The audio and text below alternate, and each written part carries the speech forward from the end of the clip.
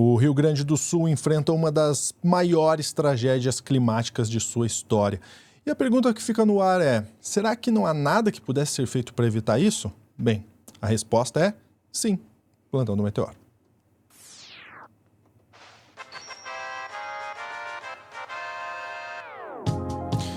Pois é. A gente precisa falar sobre essas medidas antes da tragédia acontecer. Eu vou chamar a Sofia Labanca aqui na tela. Sofia, você já está com a gente, seja muito bem-vinda novamente ao Plantão do Meteoro.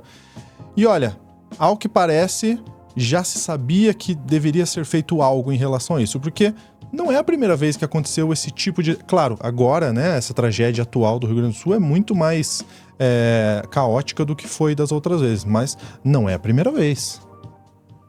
Pois é, né? A gente já tá falando aí de uma tragédia com mais de 30 mortos, né?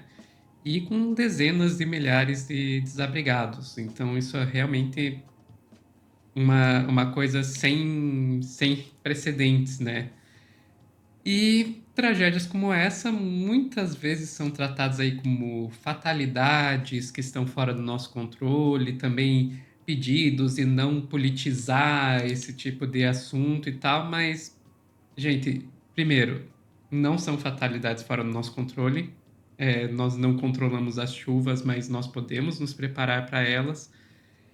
E pedidos de não politizar não fazem sentido porque muitas vezes o que impede que a gente se prepare para elas é justamente a política. Então não tem como não falar de política em assuntos como esses. E daí vem a questão: poderia ser evitado? Poderia. Eu queria trazer aqui uma reportagem do ICL Notícias falando sobre o deputado estadual Adão Preto Filho, né, que ele fez uma denúncia sobre um relatório ignorado, né, que foi preparado pela Comissão de Representação Externa da Assembleia Legislativa do Rio Grande do Sul em agosto de 2023 e que, de acordo aí com o deputado estadual, foi ignorado pelo é, governador do estado, Eduardo Leite. Tá aí na tela, né? Deputado diz que Eduardo Leite ignorou o relatório sobre prevenções de tragédias climáticas. A gente pode descer ali um pouquinho e pegar uma das frases ali em destaque, né? Apresentamos o relatório ao Palácio Piratini, apontando a necessidade de ter mais políticas públicas de prevenção, mais orçamento, mas o que a gente viu, eu fiquei abismado, é que o governo do estado não adotou ação efetiva concreta quando tudo indicava que ao longo deste ano teremos muitos eventos climáticos. Então você vê aí que mas isso é muito específico e tal, mas, gente, não foi a única cobrança que o Eduardo Leite recebeu com relação às medidas de prevenção. A gente pode pegar e trazer aqui ao confronto, né? Eu acho que é essa a palavra, o confronto que aconteceu entre o Eduardo Leite e o André Trigueiro, né, jornalista da Globo News, sobre as faltas de medidas de prevenção e que aconteceu em setembro do ano passado, no dia 6 de setembro. Vamos pegar lá um trechinho do Em Pauta, da Globo News. Com estiagem. Governador. E agora a gente passa para para um evento recorrente de ciclones a partir de um El Niño, de um super El Niño, que já acometeu o nosso estado em 2 ciclones, pelo menos antes, e agora nesse evento climático adverso. E você quer colocar a culpa em mim porque eu falei sobre os modelos matemáticos que não apontaram a precipitação que estava prevista? Não. Governador, para ficar bem claro, eu cubro esse assunto há 30 anos e a forma como eu exerço o meu ofício não é exclusividade da pergunta que eu fiz ao senhor. Eu cobri Petrópolis, eu cobri a maior tragédia ambiental da história do Brasil, entre mortos e feridos, mais de 1.000 pessoas na região serrana do Rio, em 2011. Estive em Brumadinho. A gente, quando ocorre um evento dessa escala, dessa ordem de grandeza, de tanta dor e sofrimento, é nosso dever fazer perguntas, é o meu ofício. A pergunta que eu lhe fiz não remete a apertar botões o ou senhor não fez desacreditar pergunta. O senhor fez um comentário. Só um pouquinho. Um momento. Eu lhe ouvi. Agora eu preciso dizer. Eu falei de cultura de prevenção que não necessariamente se resolve apertando o botão em 4 anos.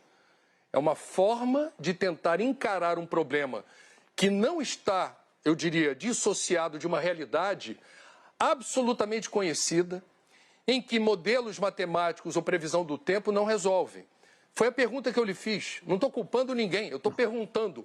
Cultura de prevenção do Rio Grande do Sul. André, o senhor mencionou a seca. E por aí vai. E daí, depois que ocorreu esse confronto aí no dia 6, ainda no dia 6, no finalzinho da noite, a Metsul, que é um grupo de meteorologia, né, que atende ali a região do sul do país, né, incluindo o Rio Grande do Sul, pegou e lançou uma nota contradizendo o Eduardo Leite, dizendo que até os dados que ele citava, os dados matemáticos, os modelos matemáticos que ele falou ali na reportagem, estavam errados. A gente pode pegar, tem um monte de dados técnicos, a gente pode pegar o último parágrafo, a conclusão que eles vão dizer assim: os modelos anteciparam os volumes de chuva, a gravidade do que se avizinhava já era conhecido muitos dias antes. A ciência meteorológica cumpriu o seu papel, o governador tem nosso irrestrito apoio para exercer seu papel, que é liderar os gaúchos nos esforços cansáveis e ajuda à reconstrução de comunidades atingidas, etc, etc, etc. E isso, gente, nós estamos falando do que aconteceu ano passado, porque não faz um ano a gente estava tendo uma tragédia criada por chuvas aí no Rio Grande do Sul, e agora a gente está vendo de volta. E uma coisa que muita gente está destacando, inclusive aqui no nosso chat, é a questão do quanto de dinheiro que foi enviado, né? Usando ali a reportagem, de novo, do ICL como base, a gente pode falar que foram 50 mil reais que foram liberados para a compra de equipamentos para a defesa civil do Estado. Gente, 50 mil reais não é nada. Né? Não é nada. Tem aí a gente falando que foi para toda a Defesa Civil Estadual, não é para toda a Defesa Civil, até porque tem os gastos com o pessoal, etc., que com certeza superam isso, mas para compra de equipamentos foram 50 mil reais. Sendo que eles já tinham passado por uma tragédia e já é prevista outra. E, gente, só lamento dizer para vocês, vão ter outras. Vão ter outras. A gente está num cenário de crise climática. A tendência é que ano sim, ano também, a gente vai ter esse tipo de tragédia, se não numa região do país, em outra. Não dá mais para tratar isso como se fosse uma eventualidade, como se fosse uma fatalidade. Quem não estiver fazendo o suficiente para se preparar, tem sim culpa no cartório. Os especialistas em mudanças climáticas, hoje eles já falam, né, que a gente precisa fazer mitigação e adaptação. Mitigação significa o quê? Fazer o possível para manter no mínimo a liberação de gases de estufa para não aumentar ainda mais a crise climática. E a adaptação é o quê? Assumir, olha, já estamos num cenário de crise climática, as coisas já não são mais como são antes, a gente tem que se adaptar. E aí, agora vai chegar na parte do vídeo que eu sei que vai irritar parte do nosso público e apontar que não é só o governo estadual do Rio Grande do Sul, o governo federal também está falhando nessas duas coisas. Vamos pegar aí a questão que a gente está tendo aí do IBAMA e do ICMBio, que os servidores públicos já estão há 4 meses em greve, buscando um reajuste que diga-se passagem, o Exército aí está pleiteando seus 2% do PIB com o apoio do governo, a Polícia Rodoviária Federal já teve seu reajuste, e a gente tem aí o IBAMA e o ICMBio, que são a linha de frente na mitigação das mudanças climáticas aqui no Brasil, em greve porque o governo, para eles, não oferece reajuste nenhum. A gente tem aí o PAC, que não está levando em conta as mudanças climáticas. A Natália Interstel, que é uma das grandes especialistas em mudança climática aqui no Brasil, estava no Twitter esses dias falando, olha, tem aí o PAC, né, Programa de Aceleração do Crescimento, que está fazendo obras para um clima que não existe mais. E levando em consideração aí até parte da esquerda, muitas vezes se recusa a admitir a necessidade de interromper o mais rápido possível a exploração de combustíveis fósseis. E isso vai desde o norte do Brasil, com exploração de petróleo na margem equatorial, até o sul do Brasil, que a gente tem 80% do carvão sendo minerado em Santa Catarina, ali vizinho do Rio Grande do Sul. Então, isso também tem que ser repensado. Enfim, tudo isso para entender que, se não for feito, tragédias como essa vão se repetir todo ano, se bobear mais do que uma vez por ano em diferentes partes do nosso país. Você vê, da esquerda até a direita, nós vemos pessoas que ainda estão apegadas a um modelo de desenvolvimento que não existe mais, sabe? Querer se desenvolver com carvão, com petróleo, querer fazer desenvolvimento aí, projetos de aceleração de crescimento sem levar em conta as mudanças climáticas, foi-se o tempo em que isso era possível. Agora a gente está numa nova realidade. Enquanto a gente não se preparar para ela, é esse tipo de tragédia que a gente vai ver. Perfeitamente, né? Quando a gente fala em tragédia ambiental, nesse tipo de coisa, a gente precisa também imaginar que a gente tem que fazer alguma coisa. Não dá para a gente simplesmente sentar e esperar que a tragédia aconteça, né? O que pode ser feito? Bom, a gente precisa discutir sobre isso e encontrar soluções. Só prezando aqui pelo jornalismo, né? Eu vou trazer aqui na nossa tela o que o governo falou nessa matéria do ICL. Eles falaram que ao longo de 2023 e 2024, o Rio Grande do Sul já empenhou 579 milhões de reais em recursos para desastres naturais. Com relação à Lei Orçamentária Anual, LOA, 2024 foram previstos 117 milhões para projetos relacionados a desastres naturais. A Defesa Civil Estadual passou de um orçamento de 1,8 milhão em 2021 para 10 milhões em 2022 e 118 milhões em 2023. Em 2024, a Defesa Civil Estadual possui 39 milhões orçados. Em relação ao repasse fundo a fundo da Defesa Civil, já foram disponibilizados 120 milhões para os municípios. Além disso, segundo aqui a nota do governo estadual, o governo Eduardo Leite adquiriu caminhões, veículos, computadores, desenvolvimento de software e vários equipamentos. Também foram destinados 7 milhões em um radar meteorológico em 2023, que terá investimento total de 26 milhões em 5 anos. Números, a gente viu vários números.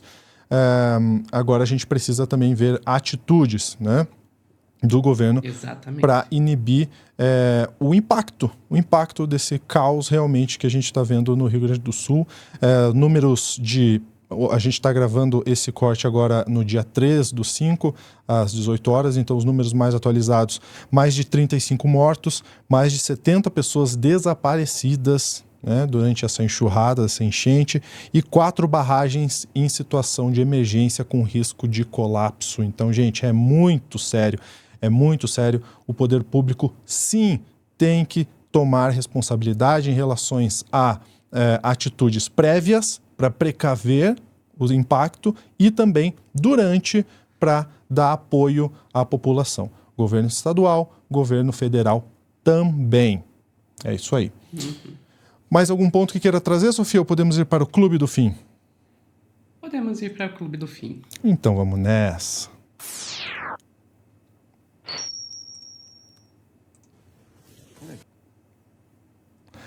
Gente, Clube do Fim, nosso clube de membros aqui do Meteoro, que você pode se inscrever e se tornar membro do Meteoro para receber conteúdo exclusivo produzido aqui nos estúdios Meteoro, também conteúdos que são lançados antes para esse Clube do Fim e depois para o público em geral. E também conversar aqui com a Sofia, conversar com o Álvaro, conversar com a doutora Ana. A gente sempre troca áudios por lá, a gente traz áudios dos nossos inscritos para cá também, né, Sofia? E a gente faz uma curadoria de conteúdo muito legal para quem está no grupo também.